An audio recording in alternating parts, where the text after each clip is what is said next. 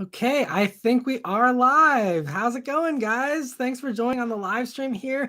I'm back to using my new iPhone camera, so hopefully this will actually work with the continuity camera. Hasn't worked the past few times, but fingers crossed it'll work this time because I think the video quality is way better. Hopefully you guys agree as well. But anyway, so thanks for joining for the monthly normal live stream here. Hopefully you guys are having a good weekend so far and aren't too cold. It's like 10 degrees outside currently here in Pittsburgh. So not super pleasant. So happy to be hanging out in here with you guys instead for sure. And so yeah, like all the other live streams, it's gonna be the usual thing for anyone that's been in these before, where I'm just gonna be answering questions as they come in, and otherwise just kind of talking cars with you guys here. And anyone who is a member, they will get priority answering, and also anyone who does a super chat or a super thanks or whatever, those are also going to take priority, of course. But otherwise, I'm gonna go for about 2 hours here, like I usually do. And yeah, so hopefully you guys can all hear me okay. And because I think it's not really showing the audio. So hopefully give me a thumbs up from someone in the comments here if you guys can hear me okay. And so we got a few people that have joined us here so far. Hopefully you guys can hear me. All right, got a thumbs up from Omar. Thanks, Omar. I appreciate it. Glad that it's working here. All right, sweet. Thanks, Jeff, Dom. See, all the members are here hanging out. I really appreciate all of you for joining and for being members, of course, as well. So I see we have the first question here from Omar. He says he's in the process of buying a Mustang out of state and will be shipped to me. But every time I call my salesperson, they say my managers are in a meeting. Should I just move on? That's weird. I'm not sure, why they're giving you the runaround if they're serious about selling you the vehicle, unless they're, mid process with a deal on the same car as someone else or something. I'm not sure. That's weird. I don't know. I guess if it's out of state, you don't really have the option of like going there or something. That's tough. I don't know what to tell you, really. I mean, guys, it depends on how long it's been that they've been giving you the runaround for. But if it's been a while, then I may just say, yeah, just move on, or just try calling like the main number at the dealer and be like, hey, try and get a different salesman or something and see if you can kind of, poke around a little bit and see what's going on. That's really unfortunate, though. Hopefully you can work something out there. Best of luck with that. That's certainly annoying. I don't know why dealers have to be so crappy. Like, just be open and honest with people and don't treat people like crap. Like, why is that so hard? Anyway, moving on here. I see we have a couple other questions. Omar says, hi, Matt. It looks like the third row of the Grand Highlander is bigger than the Kia Telluride and the Hyundai Palisade. Yeah, if you watched the weekly update, I talked about that here just yesterday. And it does look like it's huge. I was honestly I was expecting, like a Highlander that was like a few inches longer. And from that teaser image, it's like a huge amount of space. And then they said it has enough room for, 7 pieces of luggage too. It's crazy. So, yeah, I mean, it seems like it's honestly going to be like a Sequoia for people who don't need to do truck stuff, as far as, if it's that roomy. I mean, honestly, that's probably even roomier than a Sequoia, to be totally honest, because the Sequoia third row isn't huge and neither is the cargo space in that. They need to do a Grand Sequoia along with the Grand Highlander. But yeah, I think, I will see how everything else is on, that vehicle and how it delivers, as far as whether it will actually be better than a Telluride or a Palisade. But seems like Toyota is really fixing a lot of things that people had as, complaints with the Highlander. And Ace of Spades says he's going shopping for a vehicle this afternoon. So fingers crossed. Well, good luck to you as well. Hopefully it all goes smoothly and the dealers are nice to you as well. It's unfortunate that that's always like an unknown with dealers. See, the 1KS says, good afternoon, Matt. Do you have any information on the upgrade of your editing and rendering infrastructure for the channel that you're able to share publicly? Sure, yeah. So I did upgrade my computer finally back in the fall because there's a really good Black Friday sale I couldn't pass up. So if you actually watch this weekly update from yesterday, I actually posted that one in 4K. I was able to, film it, edit it in 4K, and a few people noticed it and seemed to appreciate that. So as of right now, I can do weekly updates in 4K from now on. It's a little tricky whenever I'm traveling because if I'm relying on hotel Wi-Fi and I have to upload a massive 4K file, it takes over double the time of what it takes on a 1080p file. So I may go back to 1080p whenever I'm on the road, which there's going to be a lot. I think I'm going to be traveling a little bit more here this year. So you'll see a lot more hotel room live or weekly updates here going forward. But, but whenever I'm home here and I have a good internet connection, I think I'm going to try and do at least 4K weekly updates. As far as the car reviews go, those I can technically do 4K, but my one GoPro is really old, and so it's not going to be good 4K. So with that one, I may still hold off on doing the reviews in 4K, but the 4K thing, I'm still kind of conflicted, and I've heard conflicting stuff. Some people say it's not a big deal. Other people, are asking about it and wanting it.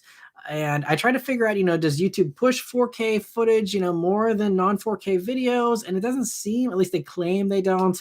I think YouTube claims a lot of things that aren't true, but anyway, they claim that they don't. And so, trying to figure out, is it worth doing? Is it something that I need to, because it's more rendering time. It's more uploading time. That whole post-production process just takes longer with 4K, even if I do have equipment that can handle it.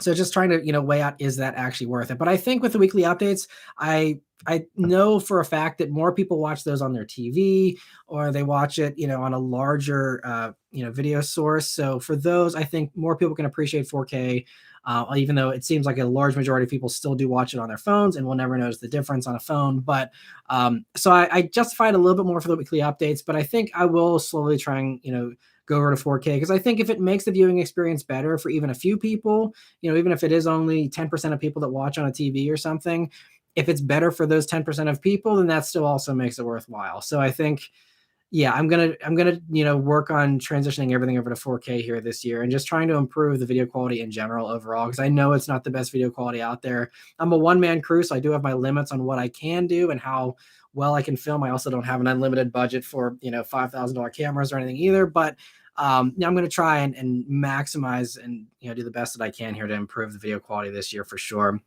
But anyway, Kyle, thank you so much for the first super chat here. He says, who's pumped for GM's new small block V8? Since you reported Mazda is keeping the Miata around, a 7th gen Camaro is needed. What are your thoughts, reactions, Matt, on GM's plan to do another V8? I love it. I'm very excited, as you saw in the weekly update. I'm super pumped for that. And, I'm just happy that they're doing it, because, like I said, the weekly update, I feel like it was hard to justify, honestly. And, these days I would have, been okay with them just phoning it in and just doing carryover stuff for the next decade. And I think, honestly, as the amount of selection continues to diminish, I think most buyers would have probably been okay with that bargain as well. But, it's just glad that, GM, I think it really goes back to, people, they see the electric transitions and all these things, and they think that these companies are run by people that just hate performance, that just hate, V8s and all that kind of stuff. And that's not the case. My own personal experience of meeting the people that work in these companies, the lead engineers on all this stuff, they're all enthusiasts. They got into the car industry because they like cars for the most part. I'd say an overwhelming majority at least. And so these are people that they all want to make sports cars. Like everyone I talk to in Honda would love to build a new S2000. It's just that, you can't, it's not a charity. Like you have to make money off of this stuff. And so, it's those types of things where, I think the enthusiasts won out at GM there, and were able to convince, the accountants that it's worth doing a V8, even if it only has a 12-year life cycle. And I think it also does future-proof them a little bit, because, as I've said many times before, all of these plans about things going electric and stuff, they are plans. They are, a roadmap that they would like to stick to, but plans change, things change. One way or another, whether it's politically things change, or things change technology wise, where we have improvements that, maybe someone comes up with a carbon capture device in the next 10 years that means we can pollute all we want because we have tech that then, fixes that for us or something. We have no clue. So, I guess GM's also kind of maybe insulating themselves in case things change enough that they can change course. So, we'll just have to see, how that all plays out for them. But I think it goes back to, these companies are run by enthusiasts, and it just seems like the enthusiasts won out there with the GM plan. So great to see a win, for the enthusiasts there for sure. But we have some other member questions here, so I want to make sure I don't miss any of those. So First off, Brent's asking, any week-long new EV reviews coming? Starting to think about an EV for my next daily driver. So funny enough, I actually have a Bolt EUV in the garage right now charging. So there'll be a review on that here coming soon. Other EV stuff I have coming. I'm gonna try. There is now a Kia EV6 GT in the media fleet. I just found out last night. So I'm gonna try and get my hands on that. Other electric stuff, I can actually just kind of pull up my schedule here and see, but I'm pretty sure that's it for now. If there's anything in particular you're looking to see, though, let me know. But I'm pretty sure for now that is pretty much all that I have here lined up. I got a Kia Niro, which isn't fully electric. It's going to be the hybrid version of that. But yeah, that is the only other hybrid thing that I have coming in anytime soon. But of course, this year there will be a lot more of electric stuff, and I will be on the launch event for the Ioniq 6. I did lock that in, so I'm going to be driving that here towards the end of March. So stay tuned for that, and that'll be another very interesting one. One of the first electric sedans that's not super expensive and not a Tesla. So I'm excited about that. But yeah, so that's basically all the ones that I have coming. And of course, I've reviewed a lot already, so you definitely check out any of that stuff if there's something that I've already filmed that you're considering. And Adam says, my parents have had a Lyriq on order since day one. They're still waiting, but even with the recent market shift, I think 50-50 chance the dealer is going to try to hose them with an ADM.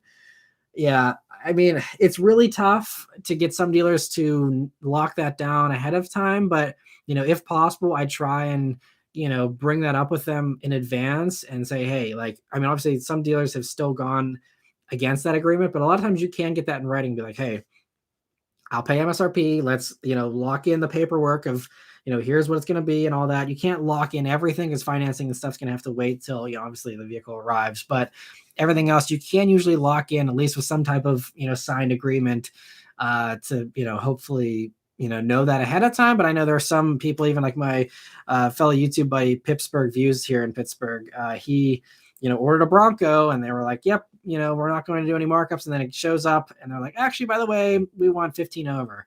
And so, that's not beneath some dealers. So that's totally a possibility, but hopefully, they don't get hosed there on the Lyriq. And the Lyriqs do seem to be delayed for some reason. I'm still waiting on an all-wheel drive Lyriq press vehicle. And every time I, bring it up with Cadillac and GM, they just are still waiting on them to come into the media fleet here. So I think it's slow going for those for some reason, but hopefully they'll ramp them up here soon. I know there's actually a subscriber that works in that factory that builds the Lyriq, because they sent me pictures back whenever they just started building them and stuff. But I doubt they'll be in the live stream here, but they could weigh in for sure if they are. And Omar says, will the current Camaro go down in price since there will not be a new generation? I don't know, because there's talks now that Camaro could become a new brand and stuff like that, and so again, I have a little bit more optimism now since GM just won, with the V8 thing. Maybe they will find a way to, and we're talking about, C9 Corvette also getting a V8 now. Again, I'm a little optimistic that maybe they'll be able to justify a new actual V8 powered Camaro, or at least do some type of heavy redo, like, Ford is with the Mustang. Sorry, I got like cat hair floating around here. But, hopefully maybe they can find some way to do something. I don't know. All the reports are saying 2024 is the end, but if that's the case, will the pricing go down? I don't know, because then it's like, oh, we can't get these anymore. And that often drives prices up. So I would say if you're on the fence about getting a Camaro, get one before they announce that they're going away. And maybe they won't go away, and, you'll have to trade up for a brand new one if you want, if they come out with a new one, in a couple of years. But it seems like they're probably going to kill it off. And, I think once they announce that will only make prices go up, usually. So I would get it now while it's kind of under the radar and doesn't have much buzz personally. And Brent says the Bolt sounds cool. Definitely will check that out. Thanks. I appreciate it. And some other questions here. Thoughts on the new Ford Ranger having a moonroof? I haven't stayed up to date on the Ranger. I, covered last year whenever they revealed it in Australia for, the international version, but I haven't really paid attention to it. I'm just waiting for Ford to take their sweet time to reveal the American version, which I think is supposed to happen sometime this year. I don't know what the holdup is. It's already like been on sale for like 6 months in Australia, I think, and for some reason it's like they're struggling to bring it over here. But anyway, yeah, I haven't heard anything about that. Luke, thank you so much for the super chat though. He says, I hope the Grand Highlander uses the Hybrid Max engine out of the Toyota Crown and Lexus RX. I'm pretty sure they revealed in the one teaser that it will, because I believe the badge was on the back of the one teaser shot of the back end. So yeah, I can't really say much more about the Grand Highlander at this point because I am under an embargo about it because I'll be doing a video on it next week. So I have to stay vague about my answers on Grand Highlander, unfortunately. But Adam is asking, I asked the Wheel Bearings podcast folks about the Lyriq delays, and they said it's because it's their first GM car to have the ADAS and infotainment on the new Qualcomm infrastructure, and it's still buggy. Interesting. Well, thank you for that insight. Now that helps me to kind of understand as well, since I've just heard, that there's a wait for some reason. So I appreciate the info on that. Married with Crypto says, Matt, just bought a new CT5-V Blackwing. Good job. Well done. I'll give you a round of applause or a stand up. Thank you for buying a Blackwing. That is awesome. And he says, traded in my 21 GT500 for it. I would totally make that trade as well. I says, this caddy's legit. I was surprised. Honestly, love this car. So I actually, funny enough, just had one as a press vehicle this past week. And I don't know where you live, but it is on snow tires, the one that I had. And it was a whole new side of that car that I had never experienced. Because obviously I went on the media launch, drove it around track, spent all day with it, driving it around. And on snow tires, you'll see in the video, but it was just a giggle factory. Like the entire time, I'm just giggling the entire week. I'm giggling while I'm driving it. I'm giggling as I'm walking away from it, just laughing at the hilariousness of driving that thing with snow tires on it. Because not only were they snow tires, but they went down in width. So they were 265s in the front and 295s in the back instead of the 305s in the back. So I was just managing the tail the entire week, and it was so much fun. I desperately want a CT5-V Blackwing. Like if I could justify going down to a one-car household, which I can't do because, Beth and I both need separate cars. But if I could, I love it so much that I would consider trading in the Mach-E and the Bullet to have a Blackwing if I could actually make that as an even trade or something. I love it that much. There's very few cars in the past 10 years of reviewing cars that I love as much as I love that thing. It is so incredible, Blackwings. And again, yeah, you'll see me gush for another 15 minutes in the video that I'll be posting here in a couple of weeks. But awesome that you got a Blackwing. I'm very jealous, and I hope you enjoy that thing to the fullest because that's going to be such a collectible car too that'll be worth a lot of money, I'm sure, someday. And the one I had, by the way, was an automatic. I don't know which, whether you got the manual or the auto, but it also gave me a new appreciation for the automatic because I'm a manual fan. I love the manual. That would be my pick. But the auto in this thing is just, it's not the fastest if you want to do manual shifts all the time, but it is just so fast. It is so hilariously fast. It's ridiculous. So anyway, yeah, I love the CT5-V Blackwing, and congrats on getting one. And Omar, thank you so much for the first super chat here. I really appreciate your first super chat there. And let me know if you have any more questions as well. I see you mentioned you hope the Grand Highlander has a luxurious interior. And again, that one I can't say because I have seen a little more, but I'm not allowed to say anymore. So you will see very soon, though, all the info on the Grand Highlander here in just a few days. Dom says, well, I've never heard you put up the Bullet in comparison to another car. Yeah, it's that good. It's really that good. Yeah, that's one of the other few cars. It's the same thing with the Bullet where it has all the adjustability of, it has the Magnum Ride dampers. I can make it soft or, stiff at the touch of a button, loud or quiet at the touch of a button. It's got the four-door practicality, and it's just so bonkers. I think the Bullet I still would enjoy on a daily driving basis more just because I can actually push it a little more. Whereas in the Blackwing, I just felt like I was getting away with something every time I would, accelerate for a split second, go way too fast, and then slow back down. But it's a wild ride, man. I love that thing so much. Anyway, and Luco, thank you so much for another super chat. He says, I'm buying a 2007 Honda Accord, 66,000 miles for my uncle for $5,000. Sounds like a good deal to me. That's awesome. Hopefully it's, been well taken care of, in good shape, but that's insanely low miles for a 2007 Honda. That's impressive. And Carlos says, hi Matt, how's the family? Thanks for joining, Carlos. Family's doing great. Thanks for asking. Yeah, they're all doing well. Our daughter is going to be 2 here in just about a couple of months, and she's doing great. She's starting to talk more, and she's just an absolute blast. And so, yeah, having a great time with her still. She's so much fun. Beth's doing well. We actually will be doing, I'll be posting our first interior review of 2023 here this coming week. We'll be doing one on the Kia Sportage. And we'll be doing a couple more interior reviews. It'll be mostly on the family cars and, that kind of stuff. But, we are still going to do a few of them.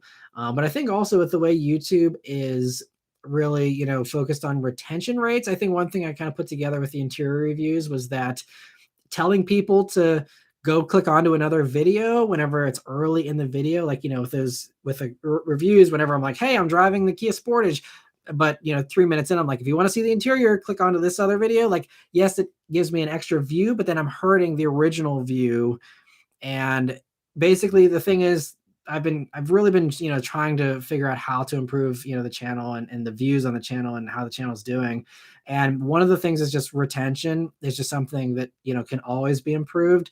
And I think, one of the new things is I used to do video cards. I don't know how many people ever pay attention to the little cards. Whenever I'm talking about a car, I'm like, yeah, I just drove the Blackwing, and then here's a little card that pops out, and it's like, here's the link to the Blackwing review. And, it was encouraging people to get out of the video they're currently watching and then go watch another one. And the idea was always, again, you want to keep people going with, multiple videos, but it also hurts the current view. And so I think I'm really focusing on just, now the advice that I've been seeing out there is to only do end cards. And so once someone is finished the video, because that's the goal, is to have people watch the video all the way through. Once that video is done, then link it to another one, be like, hey, click over here to see the interior and things like that. So I think, that's also why I'm going to limit the interior reviews this year, because I don't want to send people to another video. I want people to just, watch the current video all the way through, because that helps the video and the channel the best. So yeah, there will be a whole lot less interior reviews this year, but I still believe in the value of those videos. And those videos actually do fairly well after the fact. They really rank highly among people that are actually looking for that. And no one else is still really doing that. So it's something that I still believe in. It just seems like it's not caught on like we were hoping it would, but I'm still going to stick with it for the family stuff where I think it has the most value. But anyway, thank you so much for another super chat, Omar. He says, Toyota Grand Highlander or Honda Pilot? I haven't experienced the new Honda Pilot yet. That is one of the other vehicles. They just scheduled me yesterday into that. I think I'm going to get in the Pilot in, I think it's April. Yeah, it's like mid-April. It's going to be a little while, unfortunately, for my Pilot review, but I will finally get to experience it then. And then I can actually, compare the two of them as far as, features and driving and all that kind of stuff. I'm not sure when the drive event was for the Grand Highlander, but obviously that's going to be probably sometime, I'm guessing, later on this year. We'll have to see. But anyway, so yeah, but it's hard for me to say just yet, Omar, but thank you so much for the super chat as well. And another Vaetzi, thanks for joining. It says, finally saw the new Mustang out and about when I was in Detroit 2 weeks ago. Looks much better in person. That's sweet that you saw one on the streets. It must have been, a Ford employee or something. I've been seeing it on the streets yet myself, but, seeing it in person at the LA Auto Show, yeah, it does look better in person, and I'm guilty of this with a lot of Ford designs in particular. I liked the 2015 Mustang when they first came out, but it was certainly, I know, something that rocked the boat for a lot of people. I hated the Mach-E whenever that came out, and now I own one, so, I'm sure I'll warm up to the exterior. I didn't really have a big problem with the exterior, aside from it just reminding me of a Camaro a little bit, but the interior is still the thing that is just the big letdown for me. But I'm sure, it'll still be cool in its own way, and just, not for me. But I'm looking forward to hopefully reviewing it at some point. I think it's going to be a great upgrade for a lot of people that don't care about the heritage of the interior and they just want to have the screens. It'll be a nice improvement for those people for sure. Adam says, are you using those weights you bought? Very limitedly. Honestly, the more weight thing that I'm doing is just picking up my daughter, she's pretty heavy. She's like very large for her age. She's super tall, and she's just, a very big baby. So picking her up is quite the arm workout. So that has definitely given me a dad bod in a good way. Thankfully, I'm not putting on a ton of weight otherwise, but certainly I'm beefing up my arms just picking her up all the time. He says, "Is 2023 the year of your new channel, Matt Moran Thirst Trap Motoring?" Definitely not. I don't think I will ever be a thirst trap, but that is okay. But yeah, hopefully I will get back into better shape here down the road. But Great Beyond says, how does his wife put up with him? Good question. Yeah, you'll have to ask her someday. And Bruce says, hey, Matt, thoughts on a shooting brake design for a Mustang? That would be awesome. I'd love to see them do that. And that's something that historically they've played around with, even back with the original Mustang. There was a concept of a shooting brake version, and I'd love to see them actually build something like that. But, I feel like the market for those is always so limited, and there's usually, there's so few of them out there. I think if anything, what you could see more, what I would honestly, and this is something it's kind of a bummer that the new Mustang is just, a reskinned version of the old one. Because if they had more flexibility to really change things, I was expecting them to go full Fox body with the new generation, or at least not super blocky, but at least have something that has more Fox body throwbacks. I was like, it'd be great to see them do a lift back again. That worked for a long time. It made a lot of sense. It gives you extra practicality. Corvette owners, C7 owners loved that. I thought, that would be a really cool thing to incorporate in a new Mustang. Like, yes, I'm not in love with Fox bodies, so like it wouldn't have been my thing, but I think it would have been a really cool way to evolve the Mustang and improve that practicality to kind of fight the crossover trend a little bit. Be like, hey, maybe you don't need a crossover. You have this massive hatch in the back of a Mustang. Would have been really cool. And it sounds like that won't ever happen, at least not until maybe an electric one for the actual new Mustang coming, in 5 years or something. But yeah, so it'd be a fun idea though, for sure. And Stanley says, will the Blazer EV compete with the Mach-E? Hopefully I can get my hands on a Blazer EV. After hearing your Mach-E purchase story, I decided to wait for the Blazer. Yeah. And I don't know if GM's going to be any better. Honestly, there's obviously going to be long wait lists for all this stuff. And most of these companies aren't great with their communication as far as, letting people know what's going on. So, I hope that, it'll be a better experience for you with the Blazer. As far as how it competes, I think that, the Mach-E was kind of like a reverse engineered Tesla that had the things the Tesla was lacking, which is really kind of what won me over. It's a really good electric vehicle, but it's the things that I would have never considered a Tesla for, like the lack of a gauge cluster, no Apple CarPlay, like those things are all fixed in the Mach-E. And I think the Blazer takes it one step further, because the Blazer has things I wish the Mach-E had, like cooled seats, like an actual sunshade for the huge glass roof.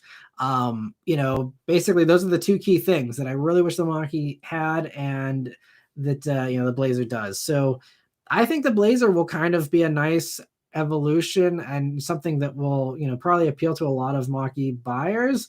And it's also kind of funny because I don't love the fact they're using the Blazer name on it either, but just like the Mach-E, it's something I can learn to live with. And I don't know, I'm considering like a Blazer as like a next step after the Mach-E, in a couple of years, possibly. We'll see, what they do with the next gen Mach-E, and, what everything's like in a few years as far as, where we'll, go. As far as I know, Beth really loves the Genesis GV60, excuse me. So maybe, something like that could be something we switch to. We also love the GV70, and there's the electric version of that. So, we still have, 2 or 3 years before we need to get rid of the Mach-E. So we got lots of time to consider that. But yeah, I think the Blazer is going to be great though. And Chase says, hey, Matt, I've been watching you since the WRX days. Keep up the great work. Thanks for watching. I really appreciate the support all these years, Chase. And hopefully you're still enjoying the channel. And thanks for sticking around. It's amazing how many of you have been watching for so long, and I'm so appreciative of that. And it's one of the best compliments, I think. And LWD says, hey, Matt, I just got an LS Silverado 1500 with the baby door Max. Have you reviewed one of those? And if you did, how'd you like it? I've done the Silverado Trail Boss a couple of years ago. I'm not sure. Maybe you're talking about the crew cab as far as the Silverado there, but so I did the Trail Boss, really like that. And I actually just had the week before I had the Blackwing last week. The week before I had a Silverado ZR2, and that video will actually. Well, I just posted that. So yeah, I forgot that one was just posted on Thursday. So hopefully you like that one. So that was my most recent experience on a Silverado, but they're really nice. I think it's now finally on par with the Ram and the F-150 on the interior. So it just comes down to personal preference at this point. I think they're all great choices in their own ways. Stanley says your favorite Batman actor. For me, that would have to be Christian Bale. The Christopher Nolan movies are my favorite out of all the Batman movies. And this comes up. I don't know if you remember from the past live streams, but I have not seen the new Batman movies. I don't know what happened, but I just became a terrible Batman fan and have not seen any of, I didn't see the Robert Pattinson one. I haven't even seen the ones with Ben Affleck because I just was not, just did not have the free time to go and see those movies, especially the Batman vs Superman and all that stuff was like 3 hours long or whatever. I just never had 3 hours to just where I had nothing going on and I could sit down and watch that. But so hopefully I can check those out. But yeah, I'd say it's definitely got to be Christian Bale for me. And I love all the Batmans though are great in my opinion. At least the ones I've seen. Vancy says considering a 228i with the M Sport package would be my first rear drive experience. Any horror stories with BMW 4-cylinders I should be aware of? I think the newer stuff. I'm assuming you're talking about the current gen 228i's.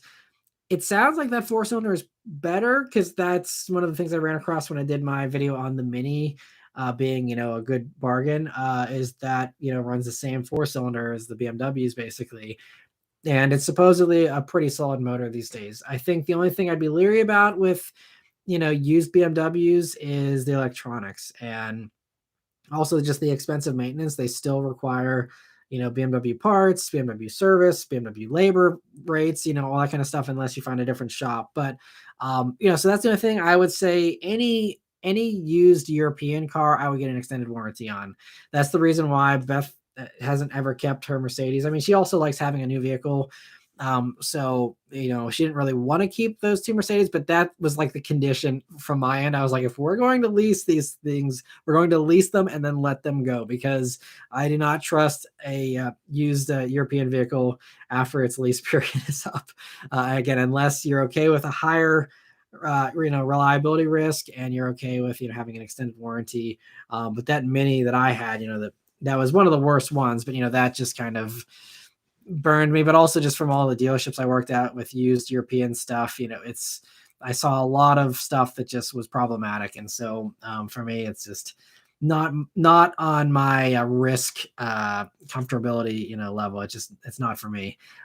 So that would be my only warnings to you. But I think if you get one with an extended warranty and it's fairly new and, low miles and you're okay with the maintenance idea, I think it could be a great, vehicle for sure and a great, first rear drive experience. I will say though, obviously I'm biased, but I think that the BRZ was a really great first rear drive experience for me because it's, it's low power. It's very well set up with, sliding very progressively. So you can catch the back end pretty easily.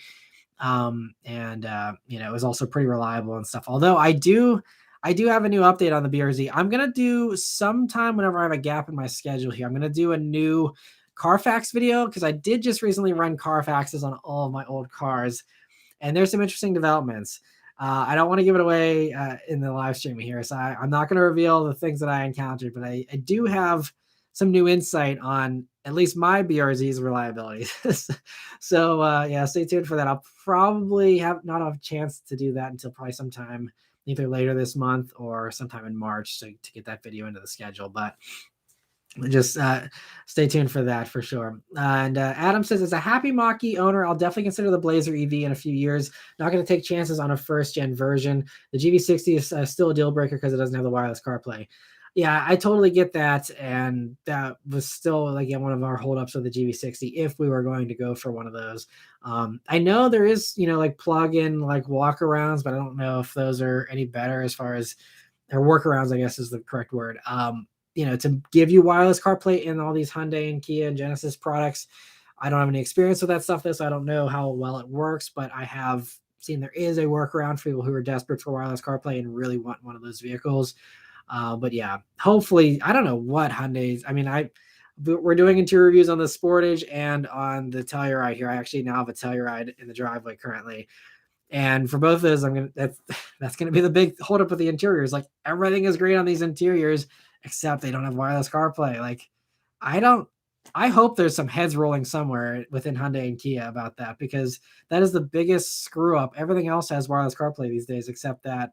And I guess it's just they're locked into a supplier that does not allow them to have a chip that updates to that capability for some reason, and they must be locked into some supplier contract that they can't get out of or can't amend, and it's just really not working out well for them. And I mean, that's part of why, like, for example, Honda couldn't get rid of the volume, or couldn't add the volume knob back in for so long, because they were locked into a supplier agreement with the company that made those screens with no volume knobs. And so they knew that they wanted to get the volume knob back onto the screen, but they couldn't do it because they were locked in and they were committed to, I don't know, buying 100,000 of these screens or whatever. And so they were like, your hands get tied sometimes with these supplier agreements. So I'm guessing that that's the kind of thing, because Hyundai and Kia and Genesis are so good with staying on top of being better than the competition, and they're so good at giving 110% that it's so bizarre.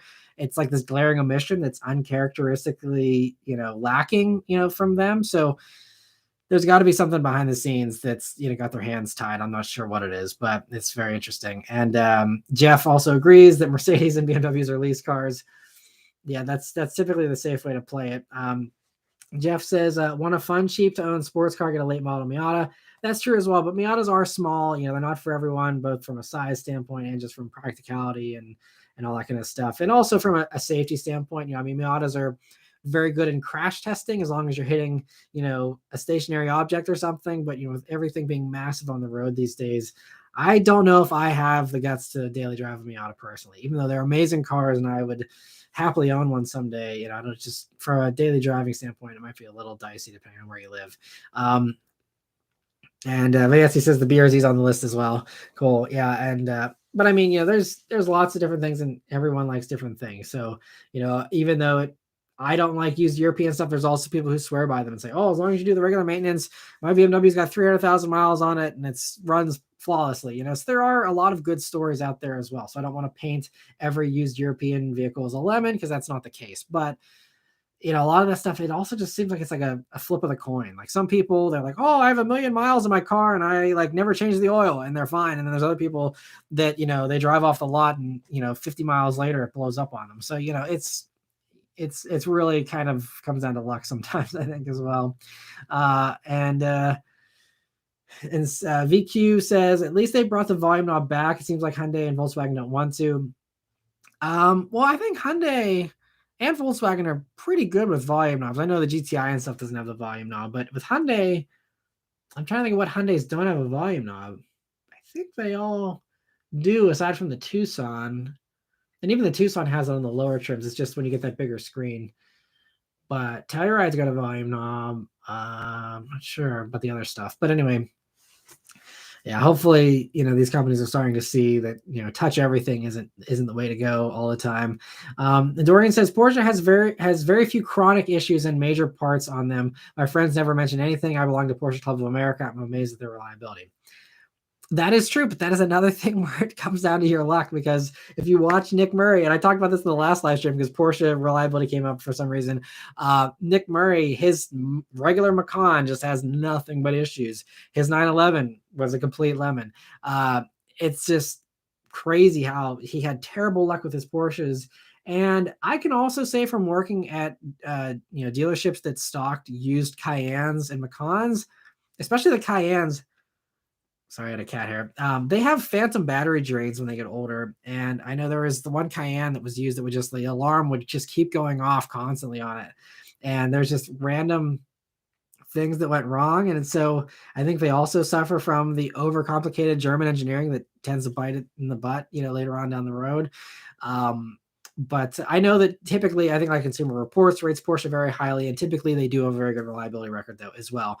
But again, like anything, honestly, nothing's foolproof. There is some stuff that just, sometimes you just get a bad one, So anyway, and Eric, thank you so much for the super chat. He says, "Sup, man? No question, just sup." Well, thanks for joining. I appreciate the support a lot, Eric. I really do, and I'll keep an eye out though. If you have any questions later on, feel free to ask, and I'll try and get to them here as fast as I can.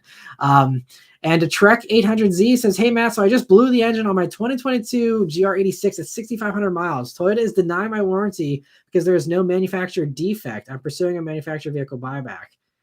That's crazy. So, because that just happened to somebody else. I know there was a bunch of news about it. Someone else had one blow, but maybe that was during a track day. That sucks. I'm sorry to hear that, man. That is no fun. Yeah, I don't know what to say about that. Because I haven't kept up with owner reports on those vehicles. So hopefully this new motor is, just as reliable as the old one was.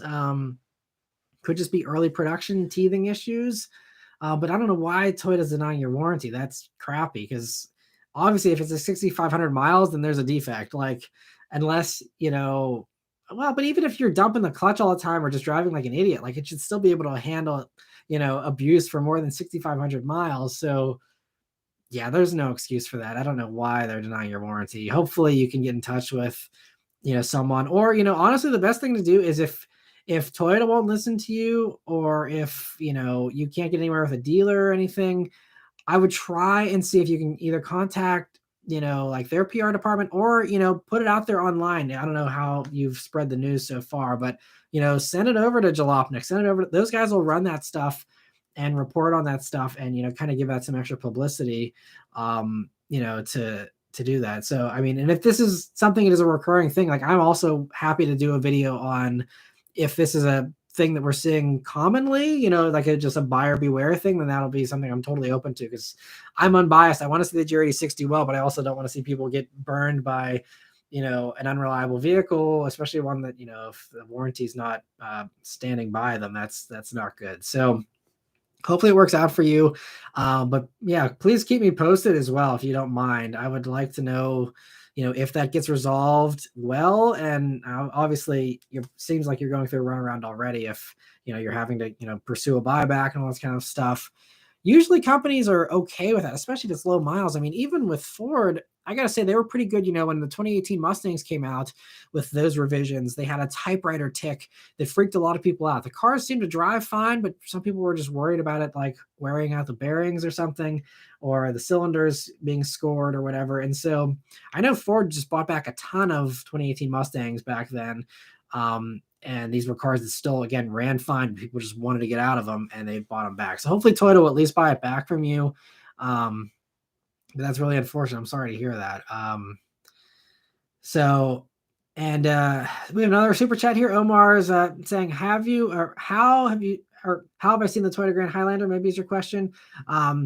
I'm going to be on the launch, not the reveal event for that. They're debuting it at the Chicago Auto Show next week. I'll be at the Chicago Auto Show, and they're giving us an early look here before the auto show as well. So that's why I'll be doing my video on it then, and reporting back with all of my thoughts and all the details on the Grand Highlander here. I think the reveal for that is set for Wednesday night, I believe. So yeah, stay tuned for that, and you'll have all the info about the Grand Highlander then. And Dom says you have a cat, learn something new. Yes, we have 2 cats, and they're really sweet. They're really good, especially with our daughter. The one's just usually trying to like run away from her all the time, because it's a little more of a flighty cat. But our other cat though just lets her just like be kind of rough, because she's a toddler, and she can only be so gentle. But she's also pretty good about being gentle with the cats. But the one cat just takes some of the mild abuse really, really well, and is really sweet with her. So yeah, she really loves the cats. And Adam says, random perks question. The 6-month badge looks the same as the new member badge. Just wondering why. Basically, for that, it was just because I don't have any other logos or any other fun things to do. So I guess I should probably maybe try and design something that shows that it's over 6 months, just to kind of recognize that. I appreciate you bringing that to my attention, because I'm also curious to hear how, how all the members are, enjoying the perks, and if there's any perks you'd like more of, or if, I just hopefully that, it meets all of your expectations. So I can certainly try and design a new badge there for the 6 month. But whenever I was setting it up, last year, I just kind of figured it'd be cool to do all the different SWF logos there, and then beyond that, just kind of have the regular member badge. But I can do something for beyond 6 months for sure. That would make sense to do. So, yeah, I'll try and figure something out. And if you have any ideas for what you would like to see for a member badge, I'm all ears. If you want to have anything in particular on there, let me know, and I can try and make that happen as well. And I'll keep an eye out here for any other, follow-up from you and anyone else if you have any other ideas. But Jay says, hey Matt, sorry I just hopped on. Did you mention anything about the special edition SWF hats? I have not. So yeah, Jay mentioned in the last live stream about having a Super Ducks fan hat, because I can't do Matt Moran motoring hats because the merch, the Teespring shop that I use, they can't embroider that logo well enough to actually put it on a hat. I ordered a sample. The reason why I haven't put it on the store for sale yet, Jay, is because I'm not convinced the quality is up to my standards. And I actually was going to use this live stream to see, since a lot of you members are on here, to see what you think about it. I'll show you here. I have it right here. The Super Ducks fan hat. So this is the hat. I just ordered the dad cap, but I know a lot of you, asked for like a snapback and different colors and stuff. That all is still going to be possible. I just wanted to see how the embroidering worked from Spring. So as you might be able to see, it's okay, but like, the A is a little off here, and around the S here, you can see if I can get my camera to focus. The stitching isn't perfect. It's a little rough, honestly. And on the back here, that looks okay. It's not perfect. So, I just don't know. Like, I'd love to hear what you guys think about, because I don't want to just sell something crappy, but at the same rate, if I can't just do it through Spring, then I got to figure out an agreement with another company and do a whole thing. And it's going to be a lot more work and a lot more time, and probably more money to do it that way as well. So, so I don't know. I'm curious to see what you think about that quality, but I just don't want to like sell you guys something that's not good. So that's why I've kind of been just like, maybe I just don't do the hat. Unfortunately, I don't know. So I see Brent says he'd buy a hat. Hopefully you're commenting on this. Hopefully it's okay. I don't know. Maybe I'll put it in the I have to see if Spring lets me upload custom pictures. Cause if I can do custom pictures and like tell people and be like, hey, like, here's the way it looks. Is that okay or not? Because again, I don't want to like, have you guys feel like you're getting a crappy product or like it's a waste of your money or anything like that. So, but that's the hat. So I'll keep an eye out here for your comments and see. Dorian says he'd wear a Super X fan hat. I appreciate that. And Kyle says, me personally, small stitching errors like that don't matter to me. Okay, well, maybe I'll just open it up to members, and that way you guys all know ahead of time. Because if I just open up on the regular merch shop, then people don't have that warning, unless maybe I'll just put it in the description, like, stitching isn't perfect. Be warned, only buy this if you're okay with imperfect stitching, and maybe just put it out there as that. And then if some of you do really want a good quality hat, just let me know and don't buy this one. And then, if there's a lot of people that really want to see, a well done hat that's flawless, then that can be something I can work on this year. It's just going to be something that's, going to take more time. So again, it'll be something I'll have to work on down the road instead of something quick. But thanks for bringing that up, Jay. And I'll be curious to hear your thoughts as well, for sure. I see we also have Tigim 101. Thank you so much for the super chat. It says, any tips for finding good backroads to turn on to? If your question is actually serious, I can say that there are a couple cool apps that help you to find some good roads. And actually one of the ones that I really like, I don't use it a ton because I unfortunately don't have a ton of free time to just drive around for the fun of it. But the Porsche Roads app, it's not just for Porsches, anyone can use it. And it's really well done. You can sort it by your location, or you can just search for a location if you're going to be traveling somewhere and you want to find some good roads. And you can actually record your own custom route as well. So if there's a route that you want to contribute to the community, you can do that as well. And it's like a big open source, like here's cool roads, and other people will share their info as well. And there's also a CarPlay app for it too, so you can actually like hit like stop and start recording of your route right there in CarPlay, so you don't have to fiddle with your phone while you're driving or anything.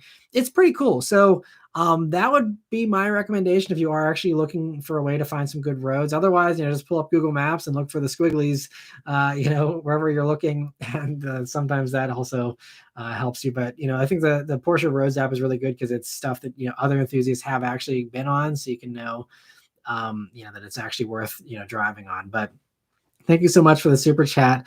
I appreciate the support. And Dom says the clutch went out around 2,500 miles on my 18 Accord. Cars are unpredictable.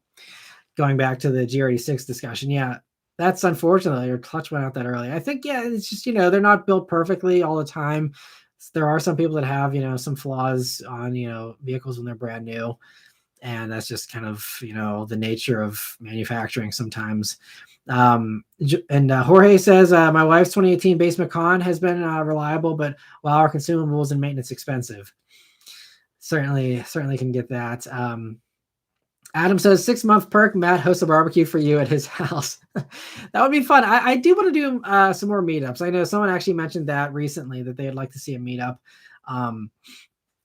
Obviously that's really hard to do, since people are watching, these videos all over the world. But, I think that I do want to try and do another meetup here this year. Just doing them well and organizing them well is a lot of work once again, but that's something I would like to do more casual stuff. And it's something, a lot of times whenever I'm traveling and I post on Instagram, like, hey, I'm reviewing the blah, blah, blah out in Malibu or whatever. There's a lot of people that are like, oh, like come swing by or something. And the thing is with, whenever I'm traveling, I'm always so busy and they have us scheduled in so tightly that it's tough to, just go out and grab a beer with someone unless I want to be out until midnight or something. But, usually with these media events that I go on, like I fly in, I maybe an hour or two to, get settled into my hotel room. Then I go straight into dinner.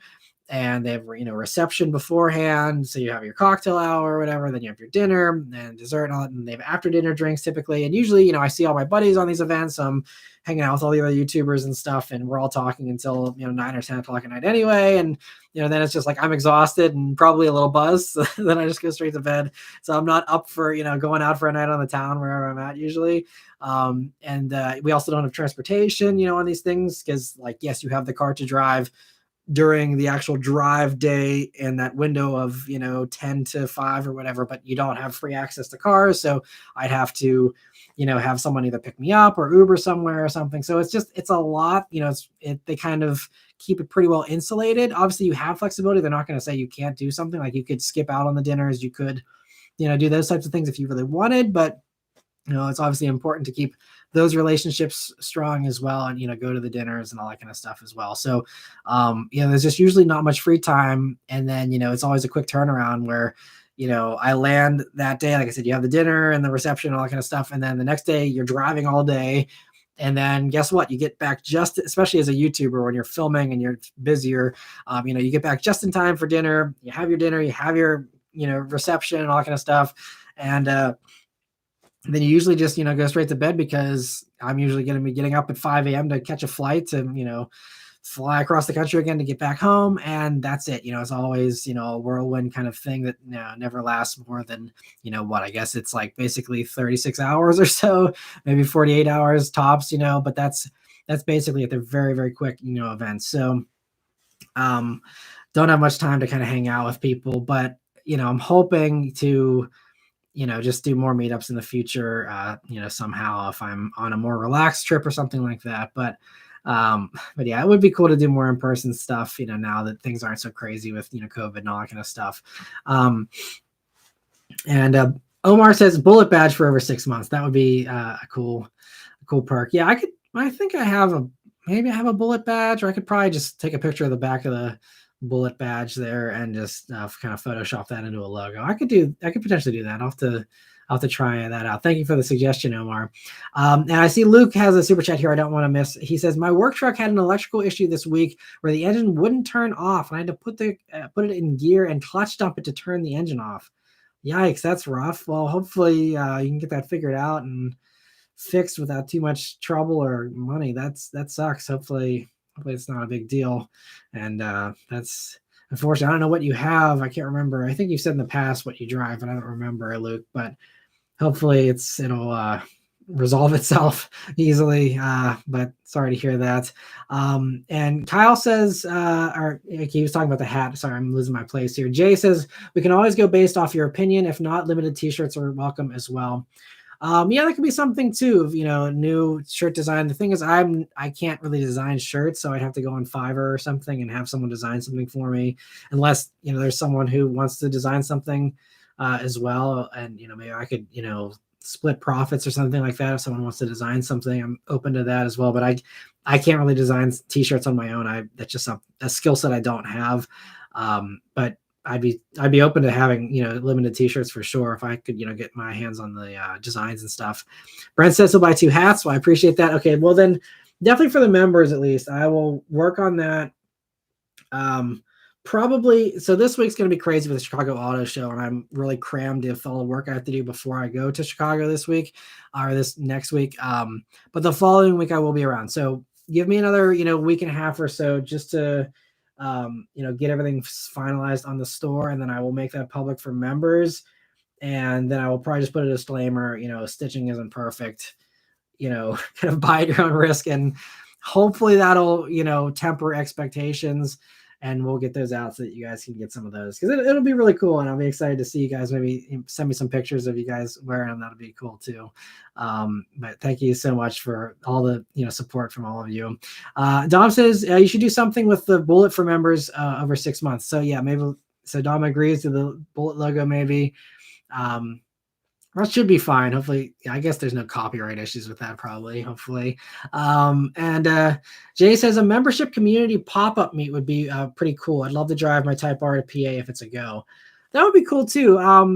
Yeah, and then that way, that kind of would make sense, because I don't like, excluding people that aren't members, but I also, like, if it is only a member thing, then that would keep it nice and small, and I could make it more casual. I could just be like, hey, because I think there's 60 some people that are members, so it's not a ton. So if I don't know how many of you are near PA, but yeah, I could certainly put it out there and say, hey, like, how many of you want to just meet me at a bar on Friday night, and we can all just hang out and chill? I'd be totally fine with that. Something like that would be great. So I appreciate that idea.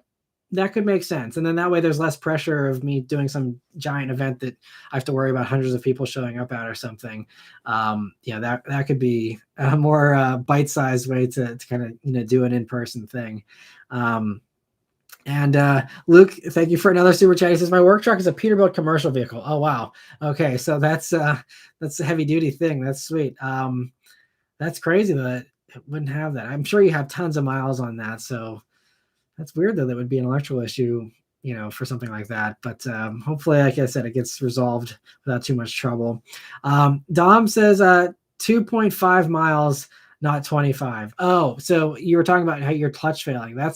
So wow, it was really then a lemon. Then that's crazy. So hopefully Honda at least supported your warranty there for that one. That's nuts. And Jeff says, do you have a Matt Maran Motoring logo hat?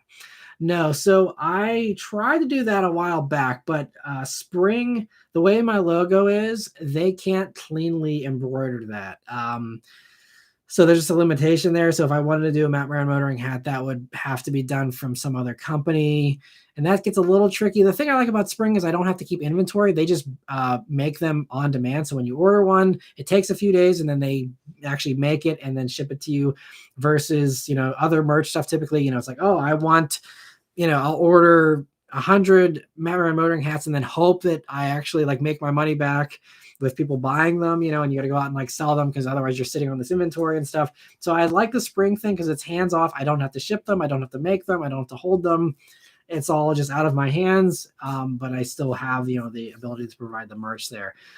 Maybe Spring's capabilities will get better so that someday they will be able to do a logo hat. But as of right now, they weren't able to do the round one or just the regular script. So hopefully maybe someday that will happen. But as of right now, it'll just be the Super Dorks fan ones, unfortunately. And Goth Rocker, thank you so much for the super chat. He says, Matt, I like how in the weekly update you now put the quotes on the screen. Keep the weekly updates coming. What is the main attraction at the auto show? Well, I'm glad you appreciate the quotes. I think that's actually the first time someone's mentioned that they like that. So I just thought it kind of helped, instead of just like staring at me while I'm reading a piece of paper or whatever. It just made sense to put them up on the screen there. It's a little more work, editing wise, but it's not a crazy amount. So I'm glad you're appreciating that. And hopefully that is adding a little bit to the videos there. Main attraction at the auto show. So I don't know everything that's being debuted there because I don't get invited to everything still, as far as like early previews and stuff like that. But Grand Highlander is going to be there. The new 2024 Crosstrack is going to be at the Chicago Auto Show as well. Nissan has something, but I'm not sure what. And there's a few other things. Typically Chicago is a small show though, so half the time these debuts are like special editions and other, like, ooh, put stickers on the side or something. But this seems like there's a little more to it this year. The other reason why I'm going to Chicago, I've never gone before, because typically, again, it's a lot of stuff that's not huge news, and I'm fine just covering it here with the the media stuff that they provide. But I'm going to the auto show because Toyota's hosting me, so I'm going because of them. They're covering the costs, because the auto shows typically are money losers for me. I don't get enough views to make up for the hotel and the travel. So I only go to auto shows now if a manufacturer brings me. That's the only way it makes sense. And so Toyota's hosting me, so I'll be doing coverage on the Grand Highlander, and that'll be the main focus for me. But I will cover the Crosstrack and anything else that I think is worth doing. But it's such a small show, and even with LA, which is a bigger show, but the LA Auto Show back in November, I was done filming stuff by like 10:30. Like I could have done more, but like once they had revealed the first few things in the morning there, like I did my quick little walk arounds of a couple other things, and then I was done. So I'm actually flying out of Chicago in the middle of the media day, because I'm just like, I want to be home by dinner time to have dinner with my family. And there's probably not going to be much more beyond the Highlander, which I will already be doing, ahead of time, and then the Crosstrack. And that's basically it. So those are probably the main two for me. Anything else, I may include in-person video coverage in the weekly update for that Friday. But that's basically going to be it, that I know of, unless there's some big shocker that I'm not expecting. But again, it's Chicago Auto Show just isn't a huge one, so I'm not expecting anything mind-blowing, honestly. And I see Jay saying he'd be willing to drive from Minnesota. Man, that is impressive. He said definitely would be fun if it could be planned a couple of months ahead of time. As far as the hat, I think I'd be fine with the stitching myself. Okay, well, yeah, if you guys are sure about the hat, I still feel bad that it's not like perfect. But as far as the drive, though, that is commendable. I really appreciate that. Maybe it would make sense, though, if I can try and maybe I'll do a poll among the members about where everyone lives, just as far as maybe not even on a state basis, but just are you in the Midwest? Are you in the South? Are you in the Northeast or Southeast or West Coast or whatever, and just see if I can kind of figure out maybe I can do multiple small meetups, and just do them in clusters instead, just so that everyone's not, making it a weekend road trip or something. But I would certainly, I'd give people plenty of heads up for sure. And Jay says if a better version of the hat worked out in the future, that'd be great as well. Linda says, just saying hi, and as always, wishing you and your family the best. Thanks for your support, Linda, and for joining here in the live stream. Hopefully you're enjoying the videos. She says, I'm looking to buy a new Prius Prime, but there's already a long list. Yeah, I figured that would be the case. Hopefully you can get in with a good dealer that is able to, get it to you quickly and without too much of a markup. And I will be driving the Prime here, though, in about a month and a half. Or maybe closer to 2 months now. I'll be driving it. So I'm looking forward to doing that one, though.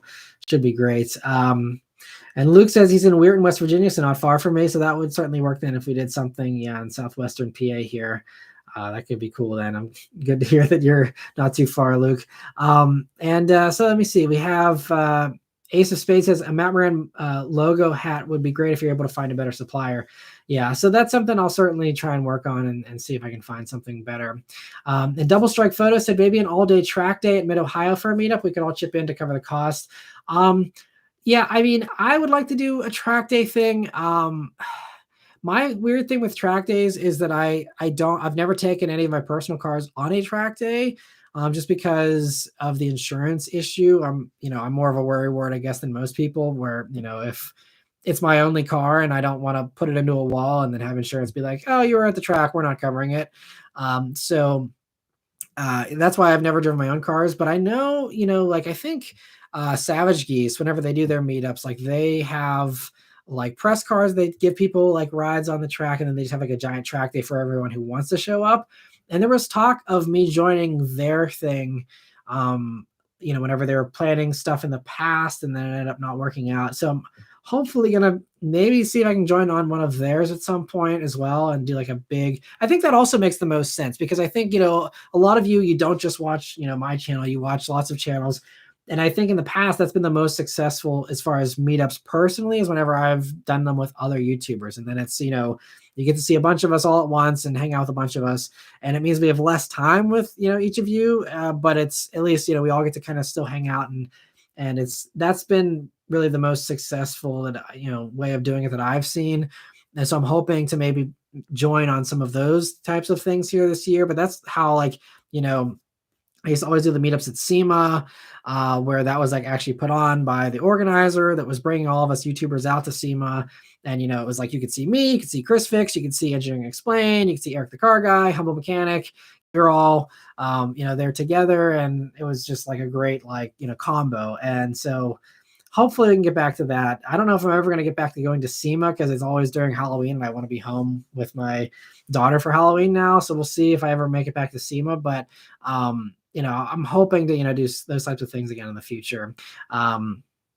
Tim, thank you so much or Tigim, thank you so much for another super chat. He says, saving for a cool car in a few years, I'm thinking RCF. Early ones are 40 grand or so, with bushings and coilovers would be pretty sweet and reliable. Thoughts?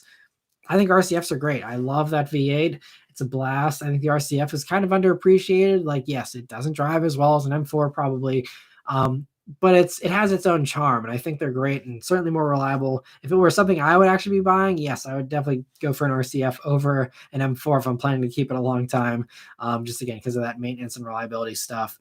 So I think that'd be a great choice. I love the RCF. I had the Fuji Speedway Edition last year. That thing was awesome to drive. RCFs are great cars. I love them. And thank you so much again for the super chat. And Jay says, I'm a little disappointed in the new version of the Accord, especially from getting rid of the detuned 2.0 turbo from the Type R.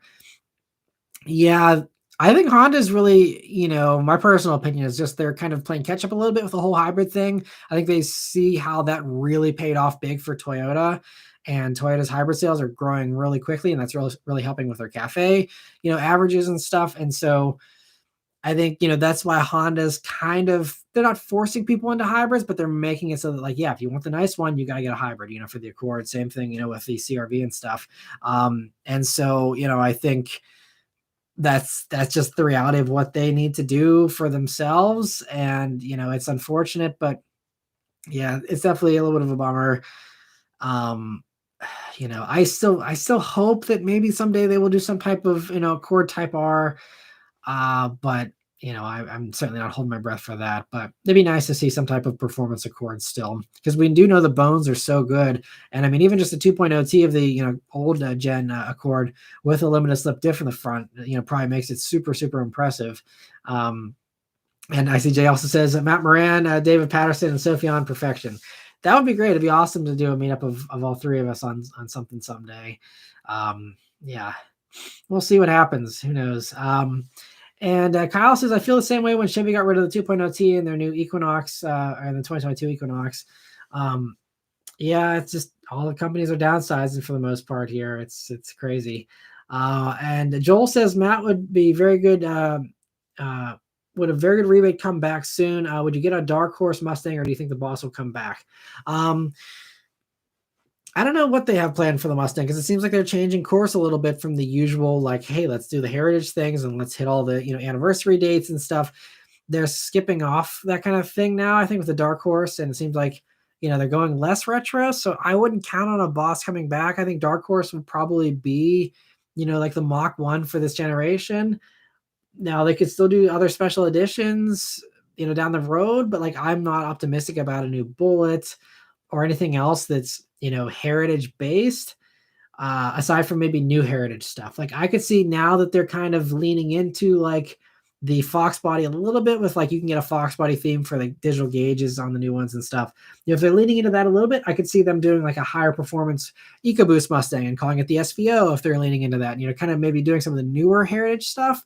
And of course, we do know a GT500 is going to probably come back as well. But aside from that, I don't know what they're planning for, the special editions for the new one here. We'll have to see. But again, since it is, a lot of carryover and it's probably not going to last super long, if they're really working mostly on the electric one, then, they might not do a ton of special editions. It might just be Dark Horse and GT500 and that's it. We'll have to see.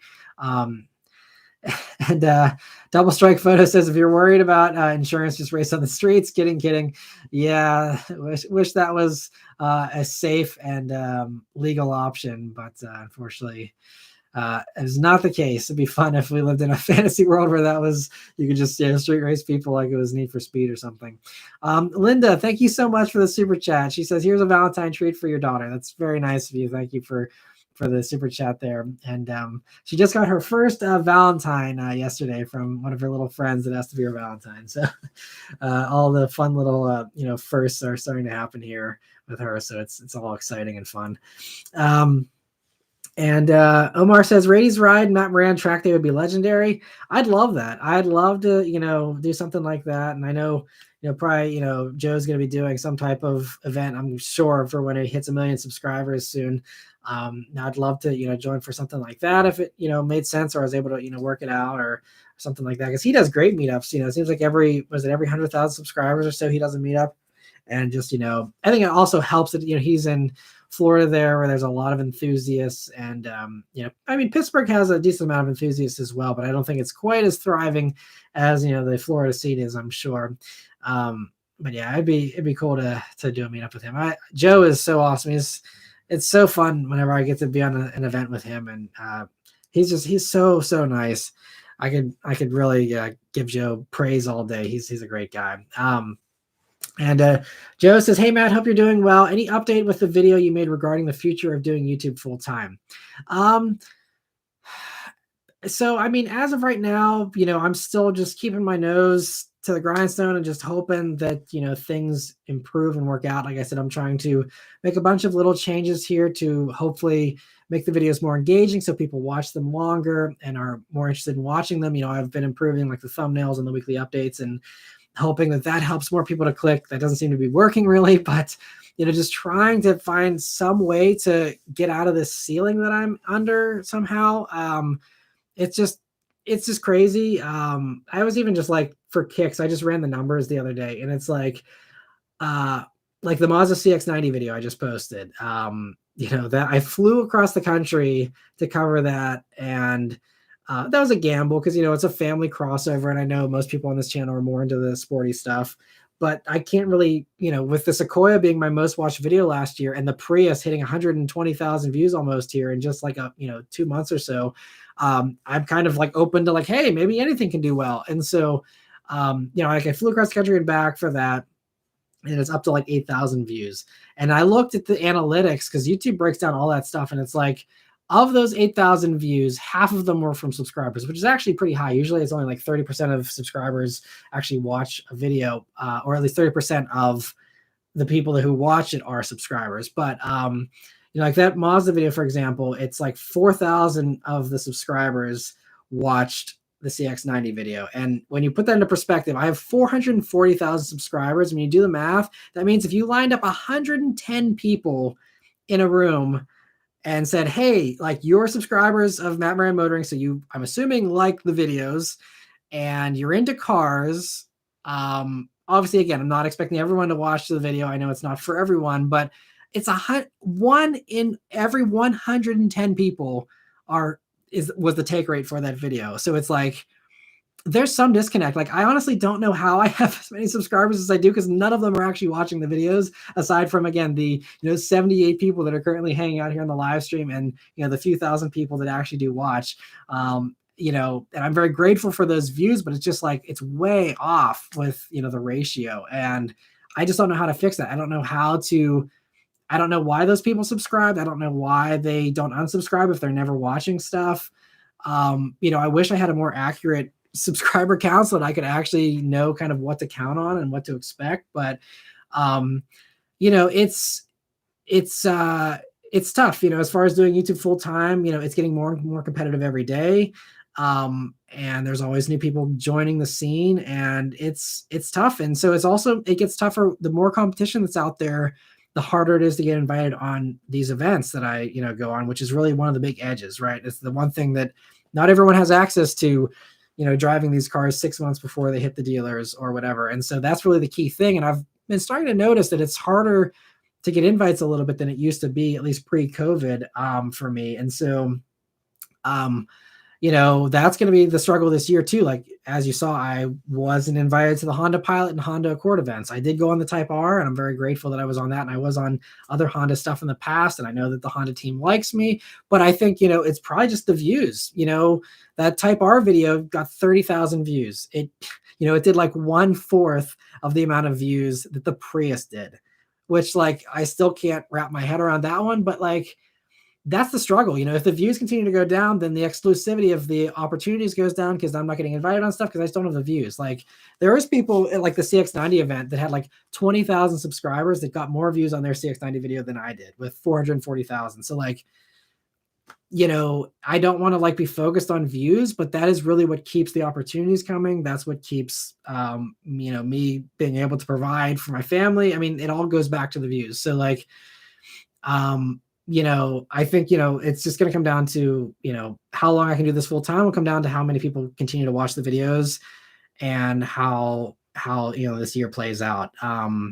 It's tough. I don't want to go on too much of more of a rant about that, but, I hope I can keep doing this forever. But as of right now, I'll just say I'm not optimistic that I'll be doing this forever, but again, we'll have to see. I'm just going to enjoy the ride as long as I can, and I will keep you guys posted. If I do, if it does start to look like I may have to, change some stuff, or go back to part-time or something, I will certainly let you know. But I really hope I don't have to do that, because this is my dream job. I love it, and I want to keep doing it. So hopefully the support, continues to not decline as much as it has in the past few years here. So we'll have to see. But other questions here. I see we got a couple of super chats. Carlo, thank you so much for the super chat. He says, thoughts on the car market or when it will cool down? Thinking about buying in a launcher end, but dealer markup and interest rates are holding me back. It seems like stuff should be improving soon, and a lot of places it's already kind of improving. I've seen some people saying that a launcher ends or going for MSRP in certain places. I'm not sure how willing you are to do a road trip, but I would certainly recommend calling around to other dealers that don't do markups. The interest rate thing, obviously, that's going to be out of all of our control, unfortunately. But but it also sounds like the interest rate thing, may slow down with their increases of the rates here as we go into this year. I don't think they're going to drop, but at least they'll probably stop rising, hopefully soon. But as far as the markups, I would say certainly if you're up for it, do a road trip, go to a dealer that'll get you on MSRP. But I think it sounds like, everything should get back to normal this year from a supply level standpoint, at least. Like, I know Toyota said last year, at least, that they're expecting their supply to get back to normal by Q3 of this year. So I would say by the fall, hopefully you will see normal inventory levels at dealers. And so hopefully somewhat normal selling practices, again, once we get back to that. So again, we'll see what other companies do, and, who knows what else will happen in the world, or there could be other supply issues that end up happening from other reasons, who knows. But if everything else stays even keel, it seems like I'd say by the fall, things will get back to 100% normal, hopefully, for supply.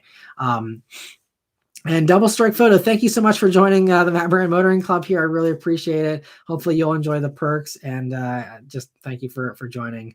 And I see you have a comment here. He says, those of us that love your content should put our money where our mouth is, so I should at least do my part. Well, I'm not trying to do any kind of like, pity thing here. I'm just being honest and open about, the struggles with the channel. But this is stuff, I mean, if you really dig, you can figure this stuff out for your own with the channel. I mean, Social Blade is a really powerful tool to see how channels are doing. You can look up any channel on Social Blade, and see, you know, how many subscribers did they gain last month? How many views did they do last month?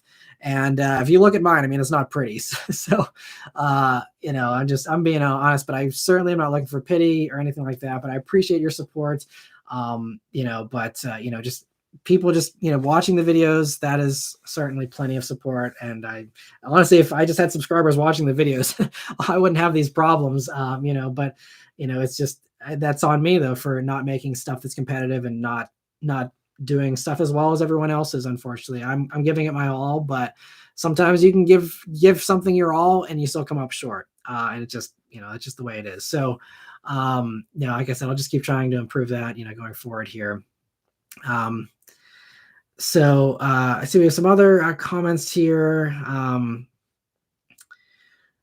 Brian says, I think the production levels of some of those other shows are hard to compete with for reviews. I think your niche is the news.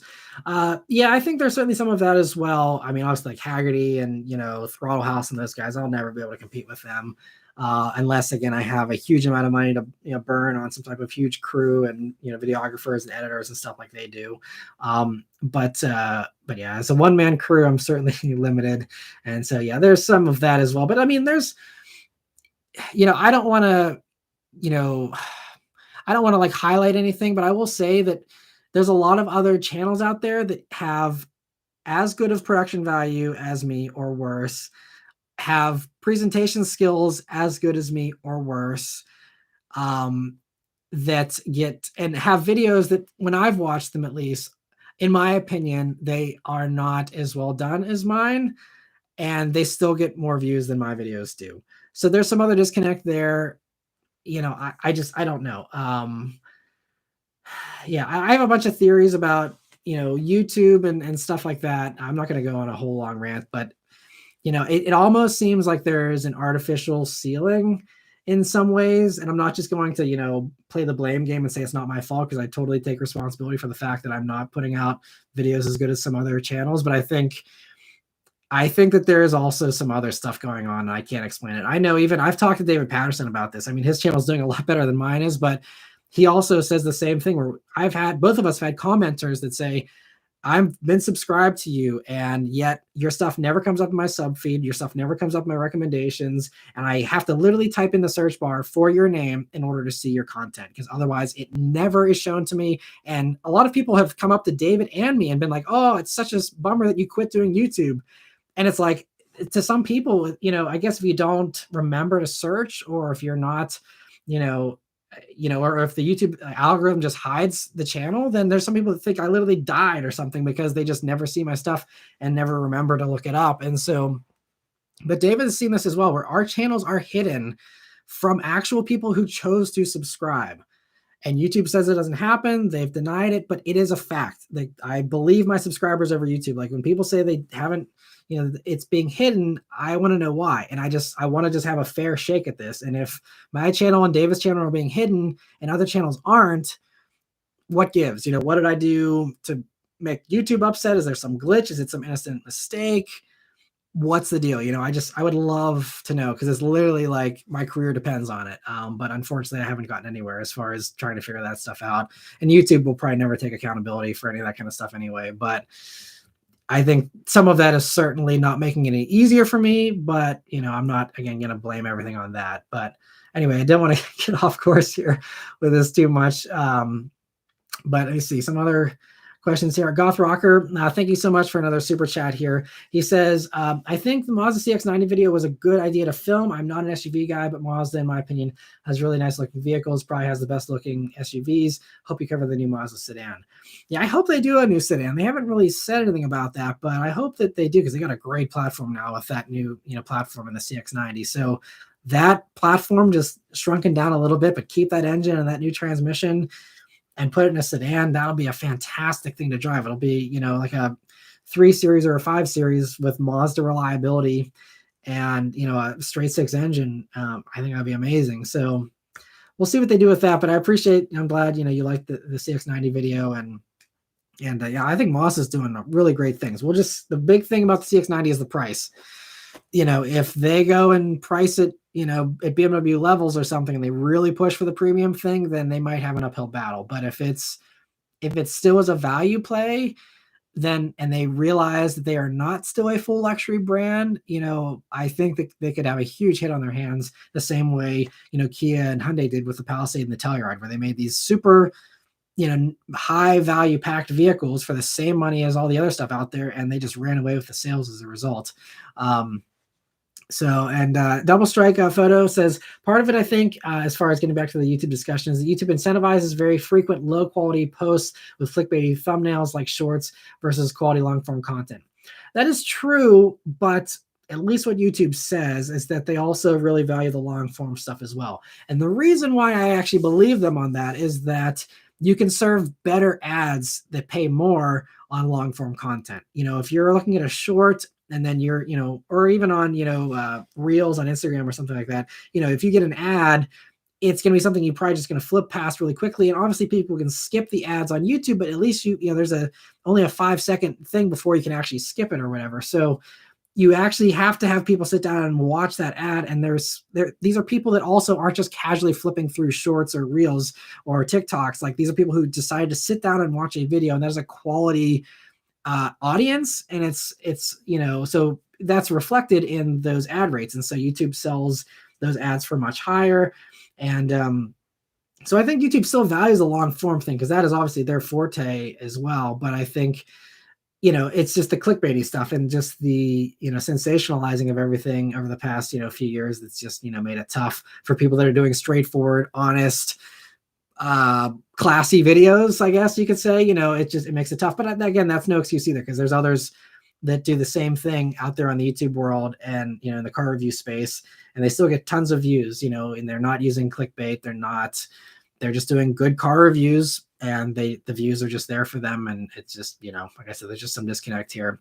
And Guardian also asked, hi Matt, is it bad if we don't watch a video you posted right away?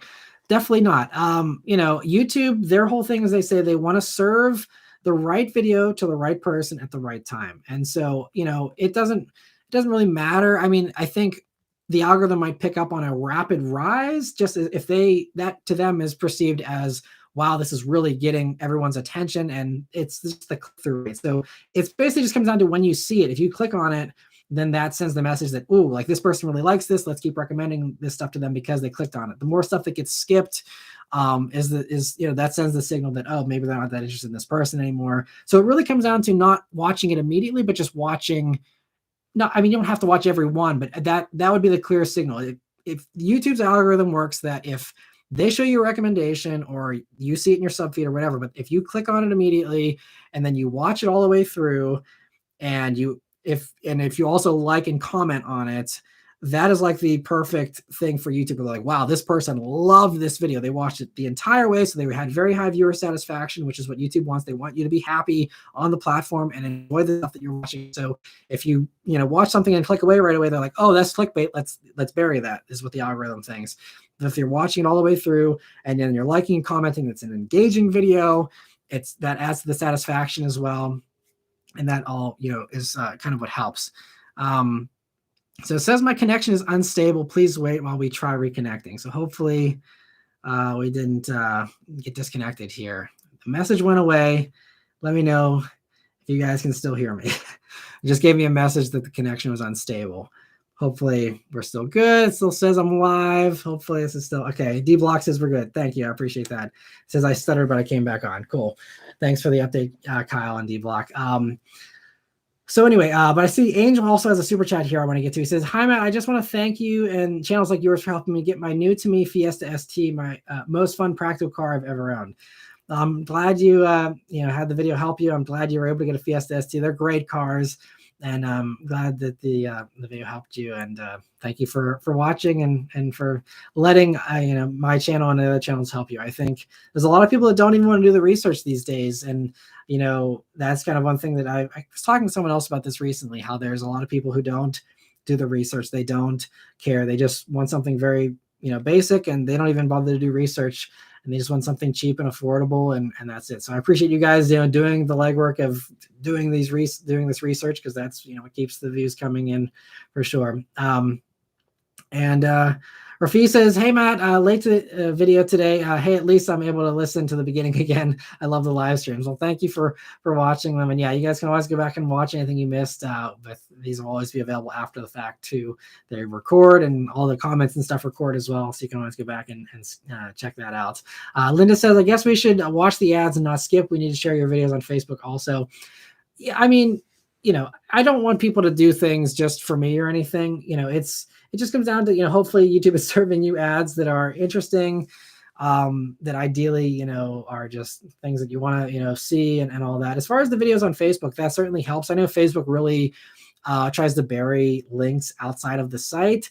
Facebook wants to keep you in Facebook. And so anything that's an external link, they usually try and avoid, pushing too much, which is also why you might notice whenever I share the weekly updates, I always say link in the comments, because if the link's in the comments, then YouTube doesn't push it down as much as they would if I had the link in the actual post there. And I've been uploading my car reviews and the news videos, but I haven't been doing the weekly updates, but I've been doing the other stuff. I've uploaded them natively to Facebook because I think that's a different audience, and I got to diversify myself off of just YouTube revenue as well. And I've had, some other people I know that have had a lot of success with, making extra money, doing stuff on Facebook as well.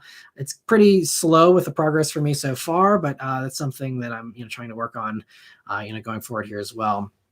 And Hunter says, thoughts on the GTR? I'm kind of glad it's sticking around because it's great as is. Just wish it had better tech. Yeah, I think it's great that the GTR is sticking around. It is kind of strange they didn't bother upgrading the center stack screen for the little refresh here that they're doing. But I agree. I'm just glad they're keeping it around.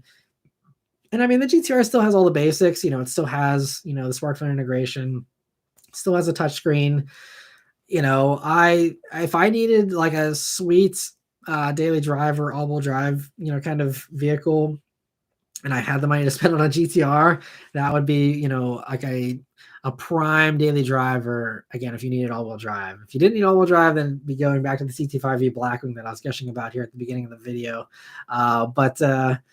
Yeah, I love the GTRs. And Goth said, I think you're overthinking it. I think there are just more car reviews now compared to 10 years ago. Very true. He said, also, what helped you was being one of the first people on YouTube to have a BRZ back then. That's definitely true as well. I think it really does too, just come back to, like you said, there's more car reviewers out there. There's more competition. And I will say, I noticed so as far as the views, I peaked in the middle of 2018, basically right when I bought the Bullet. That was whenever everything started to decline a little bit. And it was the decline. And if you look at, some of the most popular YouTube channels that do car reviews, they came onto the scene around 2018. And, and others came maybe before 2018, but they started their rise a lot quicker around then. And so, yeah, I think it was easier to get views, back then. I could review anything and get, way more views. And yeah, it's just, that's part of, the nature of competition. And that's why, like I said, I think I unfortunately haven't been able to keep up with the competition. And that's why, I'm slowly falling out of relevancy as a result, so like I said, I'll keep trying to do what I can do, but I think that's why I'm kind of pessimistic about the future, unfortunately, because it's just, I'm a realist and I recognize that there's a lot better reviewers out there these days with better opportunities, better videos, and better personalities and stuff. And so it's just the reality. So, I'll keep going as long as I can, but, I kind of see the writing on the wall there eventually at some point.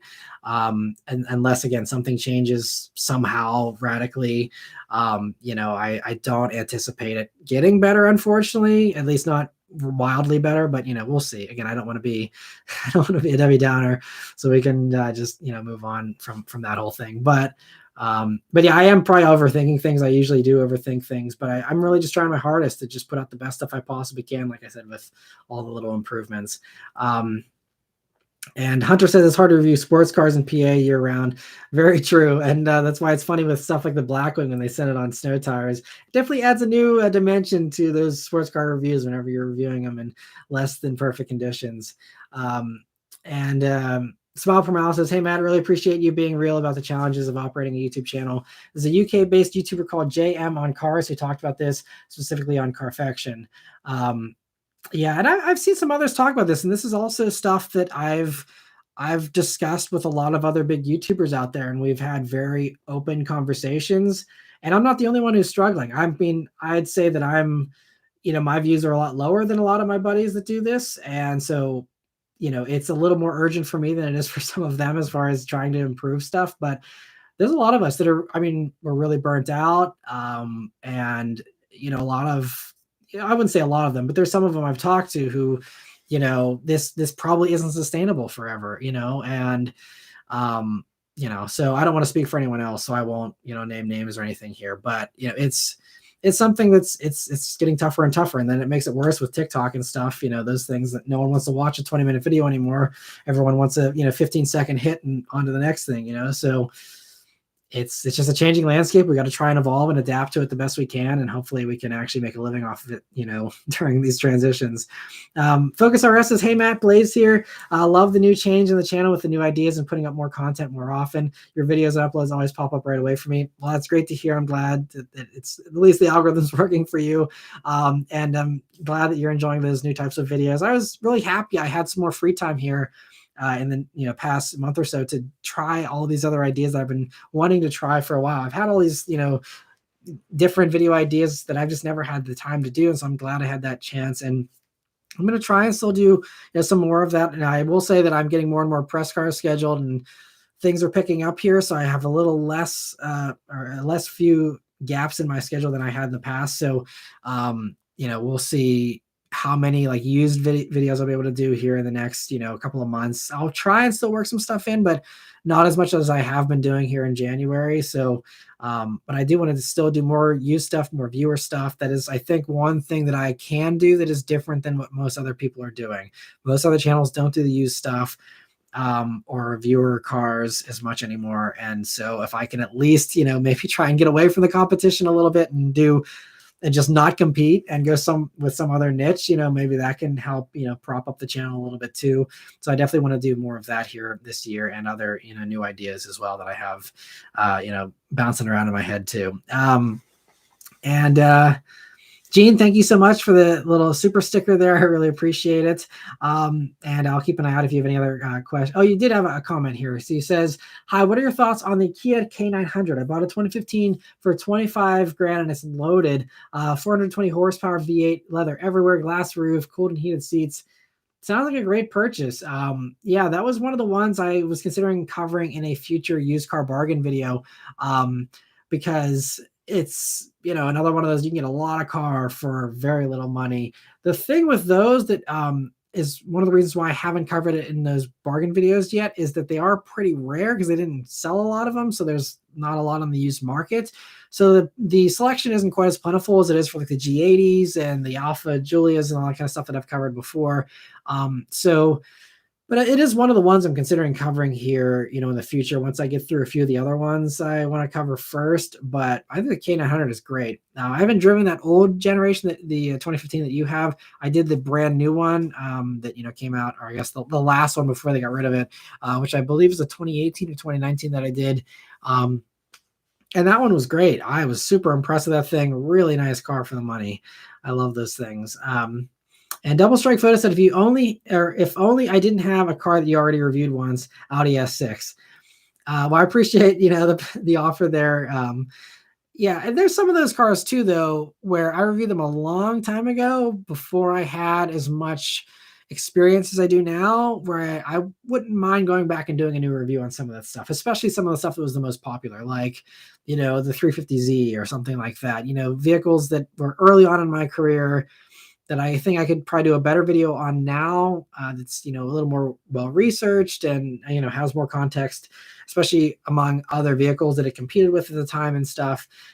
Back in those early days, it was, I didn't have a ton of experience. And so it was a lot easier to be wowed by stuff. It was, I didn't have quite as many reference points. And so it was a little easier to be impressed back then. I'm a little more of a tougher critic these days, I like to think. But Jay says, something I've carried with me in my head for years is good work ain't cheap and good work ain't good. Meaning your YouTube channel is an inspiration to many. Well, I appreciate that. And or manning your own YouTube channel is an inspiration to many. Yeah, it's tough. It's a lot of work. There's a lot of behind the scenes stuff, and a lot of time consuming things people don't realize, that, when I post a 20-minute car review, that didn't take me, 20 minutes to make. It's not like I'm doing it live in real time or something.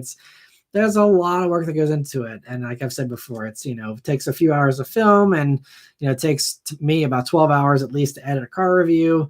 Weekly updates are a 2-day job. These all, take time for sure, but that's, part of the work, and I don't mind it as long as, like I said, it's able to actually, support me. I'm totally happy to do it. And Jay says, it's definitely been amazing to be able to watch you and your channel grow to where it is today. I can probably say, as I did back then during 25,000 subs, that I believed in you. Well, I appreciate that, Jay. You've been here for the whole ride then, pretty much. So I really appreciate the support. It means a lot. And hopefully the channel has improved over that time, in your opinion, and it's been, that I've hopefully, made a positive impact, and, I'm glad at least, you've been watching all these years. So I guess I'm doing something right. So thank you for the support for sure. And Tigum says, I think revisiting old cars would be really fun. Yeah, I think that's something that would make a lot of sense, especially, I'm also seeing how there's a limited interest in the EVs, at least from my subscribers. Now there are some that do well, and like stuff like the Prius did really well. So I think there's certainly a lot of people that will watch the fuel efficient stuff and, the electric stuff. But I think, if I am able to do this 10 years from now, there's only going to be so many electric vehicles I can review before I think, I think there will still be an important component of me going back and revisiting old stuff and highlighting and celebrating that old stuff, especially once it is out of production and it's a lot less common. I think if I look long term at the channel, I can see it, still kind of splitting off into two different directions of having, all the latest coverage and all the newest EVs and stuff, but also, celebrating all the old stuff and just kind of just going back through the greatest hits basically, and kind of just going through all those. And I think there's been so many good cars in the past 100 years that I could cover that I don't think I'd run out of stuff to do for the rest of my life if I was able to do that. So I'd love to go back and revisit a lot of the old stuff, honestly. And YK Fatboy Productions, thank you so much for your first super chat here. I really appreciate the support. And I see you do have a question here. You say, where do you see the 4Runner going in regards to electrification and fuel economy, and when? So I think my guess is that we'll go the same way as the new Tacoma in the immediate future, which would mean, I think the most recent reports, I think the TFL truck was actually reporting on as far as the Tacoma, is that it'll use the 2.4 turbo motor you see and all the other brand new Toyota stuff, and then a hybrid version of that, like the hybrid max kind of thing. And those will be the two setups potentially, for the 4Runner. And then, they showed off the Tacoma electric thing last year, internationally. So I could see eventually they will probably offer an electric version of all of their vehicles. But I think Toyota also likes keeping, a foot in one world and a foot in the other. So I think there will probably be a gas 4Runner available. I mean, if I had to guess, I would say there'll be one available until they're legally not allowed to sell them here. Or, if the demand really drops off. But I think as long as demand is there, I mean, as we've seen from Toyota for the past, a couple of decades, they are more than happy to sell outdated old stuff if it has charm and appeal, which the 4Runner and, all these vehicles, do. So I think Toyota would be more than happy to sell you, a gas 4Runner until, again, like I said, they're literally unable to for some reason. So that's where I see it going for the 4Runner. I think, kind of the same thing as Tacoma, but, we'll have to see, if that's what they actually end up doing or if they do something different, because Toyota's not always quite as predictable as they seem. There's sometimes where they throw us a curveball or surprise us with like an attractive Prius, for example. So, we'll have to see, what ends up happening, but that's my best guess. And thank you so much for the super chat there. I appreciate it. And Jay also says, I think you've had everything in the bag since the beginning. You have the whole complex grounded, the description details on your videos to inform viewers, and then the climax with the accelerations. Well, I'm glad you think so. It's still very enjoyable as it was when I found the channel years ago. I really appreciate that. I'm glad to hear it. And Goth Rocker says, I've been watching you since you posted on the set at The Dark Knight Rises. Yeah, that's impressive. I really appreciate all the support all these years. That is wild. I feel like it's crazy. Some of you probably know me better than some of my extended family does. It's crazy. I really appreciate the support. And funny thing about the Dark Knight Rises, actually, I don't know how many of you actually follow me on Instagram, but on Instagram, I posted that Ben Collins, the original Stig, just found the one set video of him. He was driving one of the tumblers whenever I was filming them driving down the street. And this being me from, 12 years ago now, I was giggly and giddy and like giggling all the way down the street as I'm filming. Cause I mean, it's pretty mind blowing to see, there was like, I think 4 or 5 Batmobile tumblers driving down the street in front of you. It's a pretty mind blowing thing. I'd probably get giddy even today if I saw that, but I was like geeking out in that video. And that is actually still to date, my most watched video of all time. So if you're curious about watching that one, if you go on the channel and scroll down to most popular videos, I think it's on the very last, towards the bottom of the channel there, you can watch that. But anyway, Ben Collins just found it like a couple of weeks ago and shared it on his Instagram, and like just uploaded it on his Instagram, which I don't usually love, people re-uploading stuff. And I'm like, it's Ben Collins, I don't care. So it was, but he like shared it, was saying it was really funny and a fun memory. And so I actually commented and was like, thanks so much for sharing the video. Like, it was awesome to watch you guys, working. And the one day I actually walked past him, and I mean, I didn't want to bother him because he was working, but I mean, it was like a total like mind blown. Like, I'm literally walking past the Stig, like, pinch me kind of thing. But anyway, it was really cool because he commented back and was like, thanks for filming this. Like, it was really fun to go back and, see this memory, like great memories. And so that was crazy to actually like have contact with Ben Collins. Like, I was really starstruck with that, and that was pretty mind blowing. So that was really fun to have happen a couple of weeks ago. But yeah, so it's so fun when it's very rare, but every once in a blue moon, I get one of those like, little brushes with someone where I'm like, wow, like someone that I've like idolized and looked up to for years, like may have actually seen one of my videos. Like, it's always, a thrill. But and other questions here. Blacked Out 5.0 fan says, hi Matt, I don't mean to be repetitive, but do you think a used 2015 to 2017 STI with a twisting key is a good daily driver? Is there a specific mileage I should stay away from? With a used STI, I mean, you can see all the jokes and memes about the EJ motor and its reliability issues. I would say if it had meticulous maintenance done to it and it is stock, and you can know for sure that it has been stock its entire life and you plan to keep it stock, I would probably say yes, you can probably go ahead and get an STI, and hopefully it will treat you okay, because I think there are some EJs that actually do hold together for a reasonable amount of miles. But I would be weary of that, unfortunately. I love the EJ motor. And I mean, those EJs are solid motors, again, if you treat them well. And I mean, even my Legacy GT Spec B, I drove that thing from 15,000 miles to, I think I had like 80 some thousand on that car before I got rid of it. And I honestly was also a dumb teenager half the time I had that vehicle as well. So I did my fair share of beating on it and stuff. Took it to the drag strip once or twice. Did plenty of clutch dumps and all kinds of stuff to give that car a little bit of a hard life. And yet it still was flawless, though, all the way up to those 80,000 miles, basically. So, I don't think they're all bad, but certainly be wary of, which one you're getting. Make sure you're getting a really quality example if you're going to go for one. But that would be my best advice there about those. And Steven says, hey, Matt, is the F-Type R still on your dream car list? I remember you praised it quite a bit. Yeah, I love the F-Type R. I still would love to have one someday. I think it would depend on what my situation is as far as whether I would actually ever own one again, or own one, for a time, because I really prefer vehicles now that have a back seat so that I can bring my daughter along with me if I, wanted to or needed to. The F-Type obviously doesn't have that. So the F-Type would only be an option if it was an extra car, and I had plenty of extra cars so that I could, take my daughter in something else and it wouldn't be as big of a deal.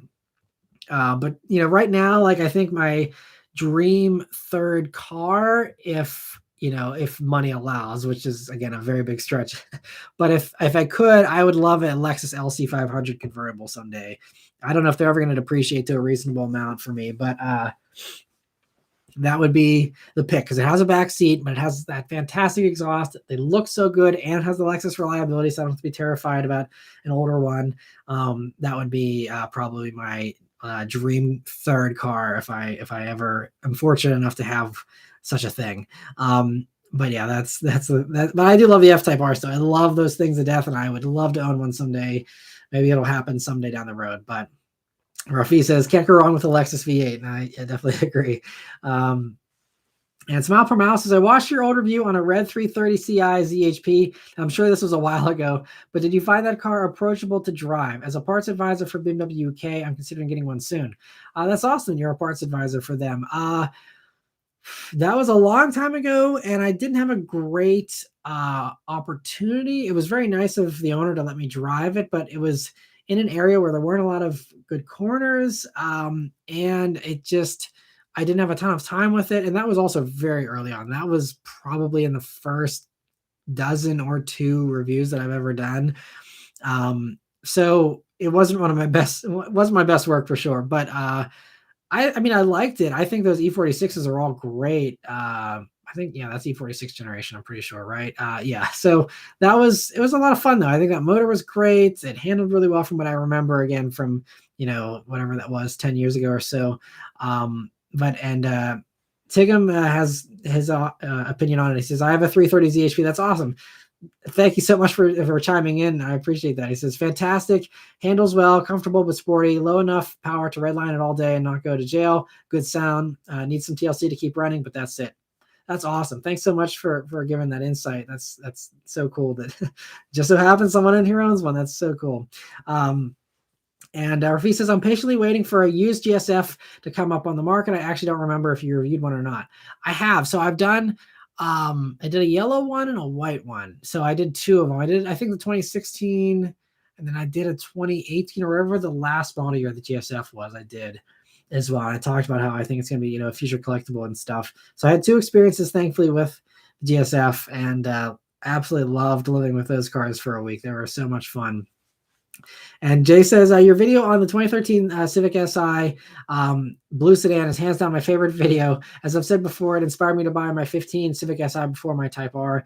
Very commendable video and quality. Well, thank you. I'm glad you really liked it. And I love that generation of Si with that last ones with that high revving engine and stuff. They're so much fun.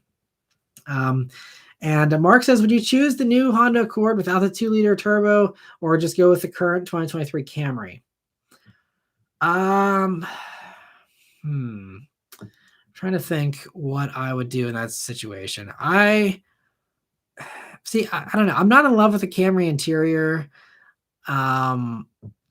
And the Accord with the, with the hybrid thing, I mean, I haven't driven the new Accord, so I can't say, how that will be. I mean, I can kind of have an educated guess based on the powertrain and the CR-V hybrid that I reviewed last year. But I'm trying to think of what I would go for if I was just going to go for a family sedan in that segment. I mean, because there's a lot of good choices in that segment. I'm trying to think of, what I would go with. I would probably, I don't know. I mean, it depends on how much space you need and stuff. Like if I'm looking for, a little affordable sports sedan, I'd probably go for a Civic Si personally. The new one is fantastic in my opinion. I mean, the Camry's great. I really like the TRD version, especially. They're still really solid, good vehicles. In the Accord, I'm sure we'll be fine with the hybrid thing. But if you want something a little more exciting, you could also go for like the Kia K5 GT. I think that would probably be one of my top picks, in that segment. The Sonata N-Line's great too, but I just prefer the K5 GT styling a little bit better. But that thing loves spinning the tire, so you gotta be okay with burnouts and stuff. But if you are okay with that, those things are a riot and are kind of, carrying the torch of that 2.0 T Accord, where they have no limited slip diff still, unfortunately, but you have a ton of fun, a ton of power, and you have that, the modern tech and, styling and all that kind of stuff. So I would probably go K5 GT. Don't know if that's something you're open to considering, but that would be my pick in that segment. But I think that both the Accord and the Camry should still be great for sure. I will say though about the Camry, just, beware, there's probably going to be a new Camry here sometime in the next year or two. It's due for a redo sometime. I don't have any info on when that's coming or any ideas, honestly. I just know that it should be coming soon, but I, have no clue, but just keep in mind with the Camry, you'll be buying something that'll be outdated soon. versus the brand new Accord. You're getting the brand new generation, should look fresh for, at least 5 years or so. And Rafi says, 100% agree with Jay. I was obsessed with getting one for my first car. I ended up with an LX 5-speed of that generation. Nice. I'm glad you enjoyed the Civic reviews as well. That's awesome. Timothy says, would you get the Golf R or their competitors if you could only have one car? So this is one of those questions where, unfortunately, you have to have the context of, what do you like about the Golf R? What don't you like about the Golf R's competitors? As far as, which one you would go with. So, just like, do you need all-wheel drive? Do you, do you need a hatchback? As far as all these different things, what your personal preferences come down to. I don't think the Golf R would be my first choice if you really must have a manual and all-wheel drive. I mean, that's basically it, right? What else is there that has that in that price bracket? Not a whole lot. But if you're open to the automatic or something like that, then there's other options that open up for you and other things. If you're okay with front wheel drive, I'd probably go Civic Type R over that. If you need to have the manual all wheel drive, there's also the GR Corolla. If, you can work a miracle and get one for, decent price, I would probably go GR Corolla over Golf R. I've not driven GR Corolla on the street though, unfortunately, so I don't still have a ton of experience with that. I think they've said it's going to be available to me by the summer. There was an early pre-production GR Corolla running around the press fleet that I could have potentially gotten, but it would have only been a 2 or 3 day loan, and I wanted to do a full 7-day loan like I usually do. And they said that if I waited till this summer, it would be a production model.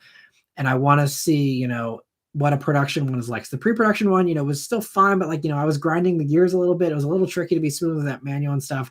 I want to get my hands on a production one for an entire week and really do a good follow-up video on the GR Corolla to really suss out, what's going on with that car. Is it, as great as its first impression led me to believe, or, what's the deal there, especially for all of you who will be waiting on these long wait lists to get one or paying, markups and stuff. And so, yeah. So if you would like, Tim, I'm certainly open to, if you want to send me a message on Facebook, I kind of talk through different options with people on there and kind of get a little more context from you as far as, what exactly you're looking for, what you need the car to do, what you like in a car, what you don't like in a car. And I can kind of sit down and, evaluate and go through the competitors and try and figure out, what would be the best fit, in my opinion, for you, or at least the best recommendation. So yeah, definitely follow up on Facebook there and we can work through that if you'd like. Thank you so much for the question though. And Nathan says, is it confirmed for a GT500 for the new generation Mustang?